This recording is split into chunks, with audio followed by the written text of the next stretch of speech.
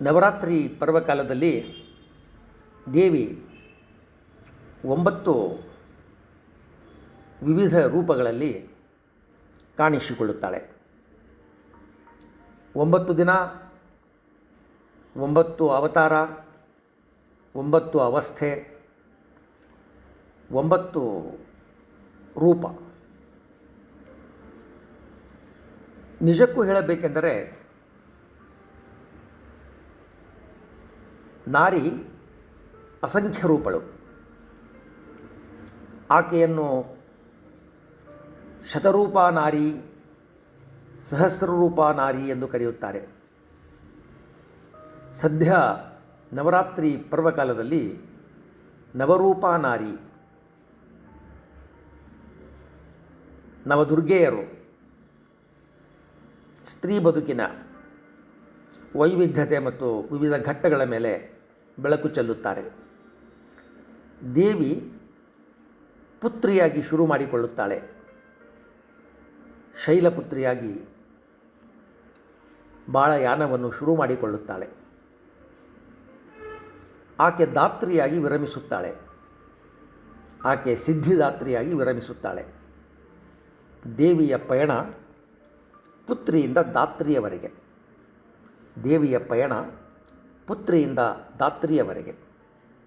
ದೇವಿಯ ನಡೆ ಪುತ್ರಿಯಿಂದ ದಾತ್ರಿಯೆಡೆಗೆ. ನವರಾತ್ರಿ ಕಾಲದಲ್ಲಿ ಮೊದಲ ಅವತಾರ ಶೈಲಪುತ್ರಿ, ಕೊನೆಯ ಅವತಾರ ಸಿದ್ಧಿದಾತ್ರಿ. ಮಗಳಾಗಿ ಆಕೆ ಬಾಳಯಾನವನ್ನು ಪ್ರಾರಂಭಿಸುತ್ತಾಳೆ. ಸಿದ್ಧಿದಾತ್ರಿಯಾಗಿ ಬಾಳಯಾನಕ್ಕೆ ಅವಳು ಪೂರ್ಣತೆಯನ್ನು ತಂದುಕೊಡುತ್ತಾಳೆ. ಮಗಳಾಗಿ ಆಕೆ ಬೇಡುತ್ತಾಳೆ, ದಾತ್ರಿಯಾಗಿ ಆಕೆ ಕೊಡುತ್ತಾಳೆ. ಆಕೆ ಒಲಿದರೆ ದೇವರೂಪ, ಆಕೆ ಒಲಿದರೆ ದೇವಿ ರೂಪ, ಮುನಿದರೆ ದುರ್ಗಾರೂಪ. ದೇವಿ ಒಲಿದರೆ ನವರಾತ್ರಿ, ಆಕೆ ಮುನಿದರೆ ಕಾಳರಾತ್ರಿ. ಆಕೆ ಮುನಿದರೆ ಕಾಳರಾತ್ರಿ. ದೇವಿ ಒಂದು ಬದುಕಿನ ವಿವಿಧ ಘಟ್ಟಗಳ ಮೇಲೆ ಬೆಳಕನ್ನು ಚೆಲ್ಲಿ ಬದುಕಿನ ಇರವನ್ನು ಮತ್ತು ಬದುಕಿನ ಅರಿವನ್ನು ಮಾಡಿಕೊಳ್ಳುತ್ತಾಳೆ. 9 ದಿನಗಳು ಒಂದು ಜೀವನ ಸಿದ್ಧಾಂತಕ್ಕೆ